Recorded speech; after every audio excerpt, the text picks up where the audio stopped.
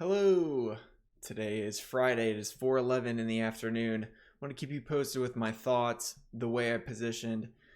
This was actually a very good week for the market. Unfortunately for us, we played protection, which led to an unfortunate loss for the week. I think you'll see why I did what I did, but at about every key level, unfortunately, the protection was squeezed.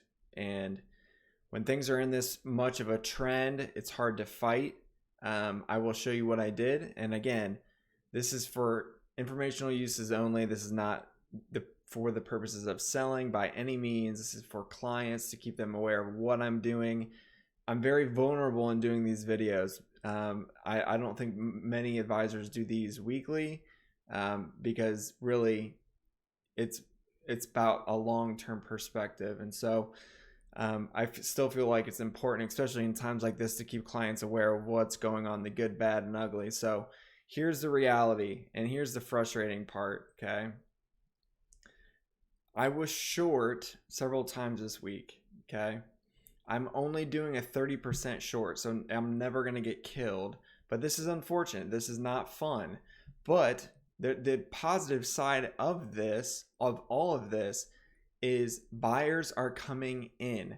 So you're like, Jonathan, we lost money again. That's frustrating. I get it. Last week we killed the market. Last week we lost to the market. This week I keep adding protection where I feel like we need it, and bulls continually push through those levels, which is the first time we've seen that since August of 2022. So this is very good. This is encouraging. So don't give up now, because we're finally seeing some bullish momentum. Now we are a little bit overbought, which is why we had a tough close. So here again, the market was up at 4:50 p.m. on Friday, 0.75%. It lost 0.5% in 10 minutes. That is how much it is still moving and how careful you still have to be. I got out at a key level. I wish I would have waited a little bit longer, but at the same time, the way I'm viewing this is, these are feelers to, in the past, key levels that have gotten killed, which would have been positive for us. But we're kind of out of that arena now, and things are actually looking very positive, and I'll show that to you. Let me switch to the timer and we'll get moving. Okay. So the NASDAQ has had a killer start to 2023. Fantastic. Can't deny it. It really played catch up. And so here's the chart. Let me update this real quick. So another really strong day. It gave back a little at the end, but check this out.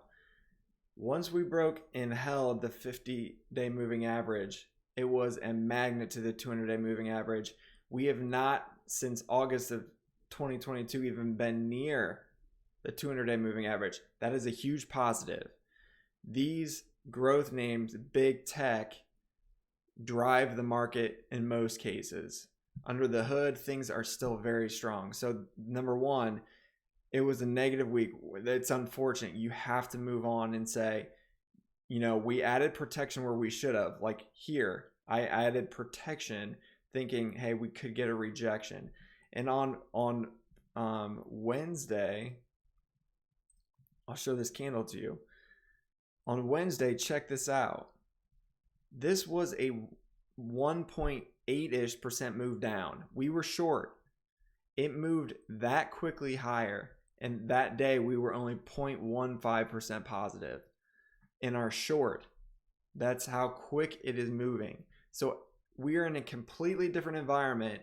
It's amazing how quickly it shifts. The news is terrible. Earnings are terrible, but often this is the way it works. Analysts say recession first quarter, and look what happens. You go up rallying very strong. This is a different look. I want to make this very clear. To clear the 200-day moving average and have 5 closes above that is bullish. Now, are we extended? Yes, I'm in cash. But this is bullish, clients. This is not a bad thing. It does not mean we will not test this, 3,900 bottom of the big triangle here. It would not surprise me next week. We have FOMC Fed meeting Wednesday and huge earnings on Thursday. Apple and some other big ones on Thursday. So there's some big risk events. So we are a little bit overbought, but the trend is up and you can't fight it. So I'm done fighting it, saying protection is off. No more fighting it. It now becomes a situation where we likely, at good risk reward levels, take shots to be long. Okay, so there's the spiel there.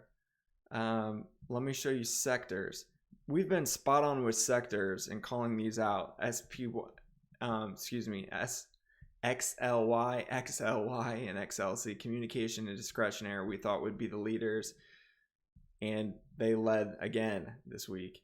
This is a very good positive is risk off areas. All these sectors down here are more protective value areas, are lagging growth areas. That's what you want to see if you want to be bullish the stock market. Okay, doesn't mean you can't make money here. They did fantastic in the end of 2022, but here's the move that I was talking about. Check this out. The last 10 minutes, boom. I mean, not fun. I got out right around here of my short just to say, you know what, this is, regardless of what happens at the end of the day, this is still bullish. I mean, this still is holding this key level. I hope we do go lower so I can get better prices, but this very well could continue higher, and it's going to be a huge chase. That's how the market works, guys. Just so you, in case you don't understand that, the market moves on zero volume at first, meaning people are not really buying this very hard. This is the way it works. You rally hard because all it takes is one person to move the price higher. Then you break all these levels, all these key levels, like the 200-day moving average, okay? You break all these key levels, and then institutions decide, this is interesting. 5 closes above the 200-day moving average. It would not surprise me to see a test down here. But I do believe it's time to really start saying no more shorting. Number one, we're above a 5-day moving average. So based on rules, about 5-day moving average above the 50-day moving average probably shouldn't be protecting too much. But I broke a rule because we have failed here every time, right at the 200-day moving average. And this time, 5 closes above, that's proving it to me. So optimistic on the market, a little bit overbought, as you can see here. Yeah, you can see here, this was the end of the day, and then just a big scare at the end of the day. So risk reward at the end of the day really wasn't that bad because it dipped 0.5% in 10 minutes. So it took it from overbought to kind of interesting levels. I still think I need to be patient, but could they still push this to 4,100? I think it very well could before the Fed meeting on Wednesday. But we'll see. I hope it does consolidate more. Some unbelievable things are happening. You have huge layoffs by institutional big tech companies, and the stocks rallying 5-6%, some of them 10% on that news. Complete inverse. That's why I keep harping. You have to follow price action and take all the negative headlines and say it could just squeeze it the opposite direction. So we're in an environment now where it's very, very different. Okay. Very different. All news right now is going to the positive. That did not happen last year. We would break a key level and lose it the next day.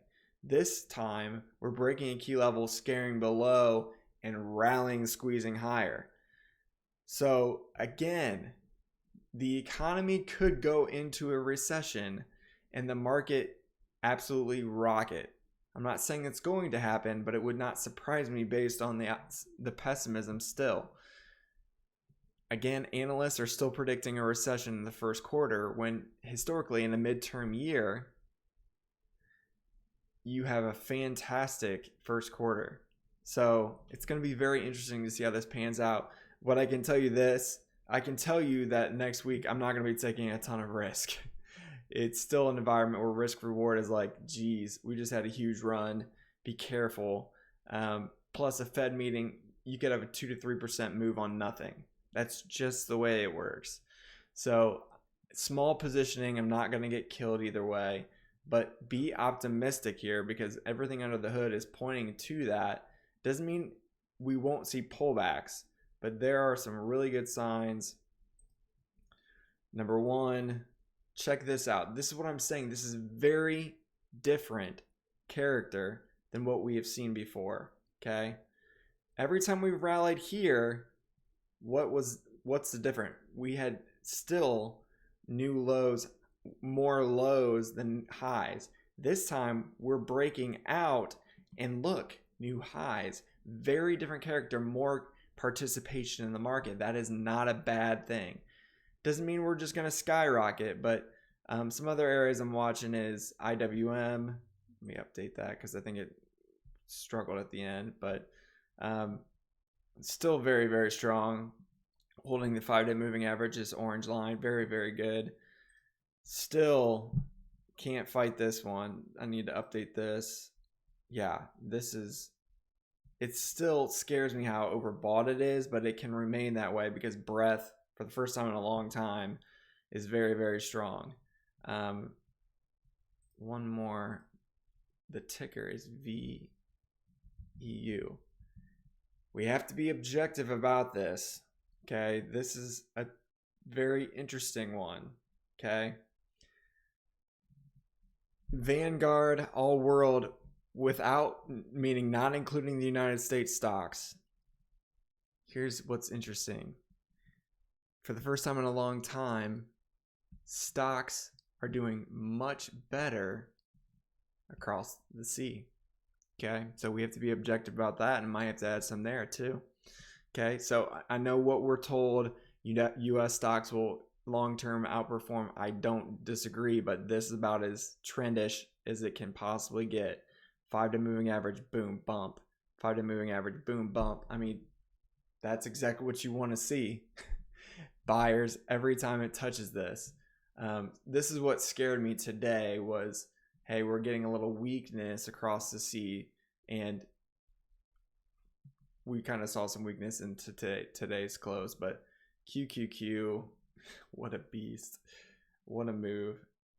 I'll leave it at that. But overall, risk reward is getting better, meaning more participation in the market. Another thing that I did not point out is check this out. It's been a long time since we've actually seen people actually putting money to work, active investment managers putting money to work. Now it's probably a little bit too much at this point, to be honest with you. But overall, I feel like there's good things ahead. So I will not be shorting. The protection is off. I'm encouraged that the market is that strong that I don't need the protection. I hate that we were negative this week, but given the risk reward of every time we've tested these levels, it kind of makes sense what I was doing. But the trend is up. So I'm out of all shorts personally and in client accounts. So we'll leave it at that. I hope you have a great rest of the week. I know it's frustrating, but be optimistic because this can continue for a long time. This is character that we did not see at all in 2022 until, well, the beginning of 2022, yes, but not the end. So this is very, very new and everybody's bearish still. So eventually this is going to, could we see a cup and another cup here? It would not surprise me at all. So I'm optimistic, but I'm going to still get in at good risk reward levels. Like we're still this much above the 5-day moving average. It's been a heck of a move. So we'll end it there. Have a great weekend. Remain optimistic because even though it'll be crazy next week, it could set up for very, very good, more midterm to long-term moves coming soon. So have a great weekend. See ya.